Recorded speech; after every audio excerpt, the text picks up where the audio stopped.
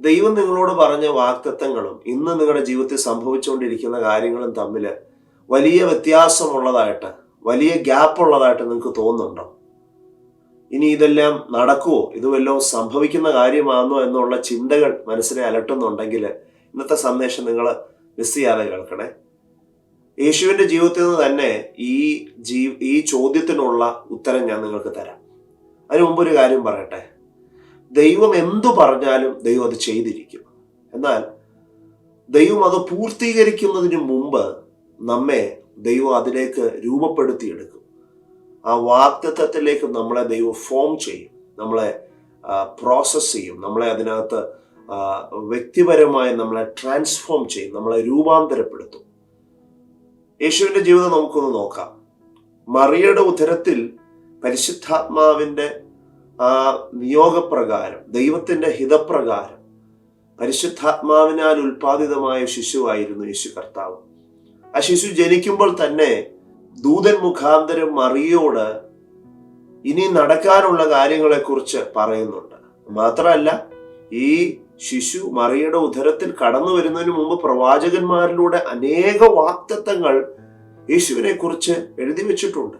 എന്നാൽ യേശു ജനിച്ചതിന് ശേഷം നീണ്ട 30 വർഷങ്ങൾ നമ്മൾ പരിശോധിക്കുകയാണെങ്കിൽ തന്നോട് പറഞ്ഞ അല്ലെങ്കിൽ തന്നെ കുറിച്ച് എഴുതിയിട്ടുള്ള ഒരു വാഗ്ദത്വവും അവിടെ നിവർത്തിക്കപ്പെട്ടതായിട്ട് കാണുന്നില്ല.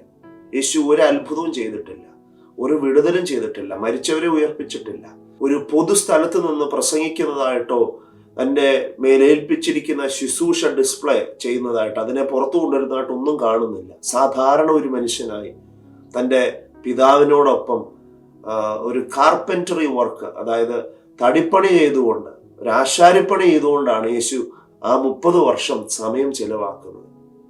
ആ 30 വർഷം നഷ്ടമായിരുന്നു. ആ 30 വർഷത്തിൽ നമ്മുടെ ബുദ്ധിയിൽ, എൻ്റെ ബുദ്ധി ഞാൻ പലപ്പോഴും ചിന്തിച്ചുകൊണ്ടുണ്ട്, യേശുവിന് വേണമെങ്കിൽ എത്ര അധികം ആളുകളെ തൻ്റെ ആ ശുശ്രൂഷയിലൂടെ ഫോളോവേഴ്സ് ആക്കി മാറ്റാമായിരുന്നു.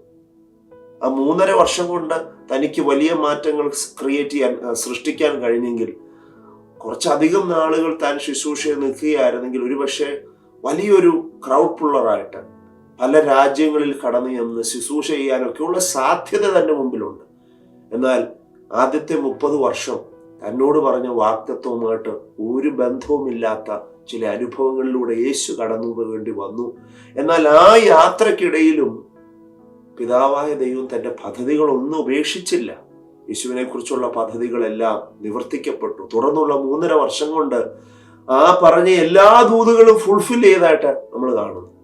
ഇന്ന് നിങ്ങളുടെ ഉള്ളിൽ സമയം ഒത്തിരി കടന്നുപോയി, വയസ്സൊത്തിരി കടന്നുപോയി, ഇനി സാധ്യതയൊന്നുമില്ല എന്നുള്ള ചിന്തകളൊക്കെ മനസ്സിനകത്ത് വരുന്നുണ്ടെങ്കിൽ വിശ്വസിക്കുക, ദൈവത്തിന് ചെയ്യാൻ അധികം കാലമൊന്നും വേണ്ട. നിങ്ങളോട് പറഞ്ഞ വാഗ്ദത്തങ്ങൾ അതെല്ലാം പൂർത്തീകരിക്കാൻ ദൈവത്തിന് ഇനി ഒരു 50 വർഷത്തിന്റെ ആവശ്യമില്ല. പെട്ടെന്ന് കാര്യങ്ങൾ നിവർത്തിക്കപ്പെടും. എന്നാൽ അതിനു മുമ്പ് ദൈവം രൂപപ്പെടുത്തുന്ന ഒരു സമയമുണ്ട്.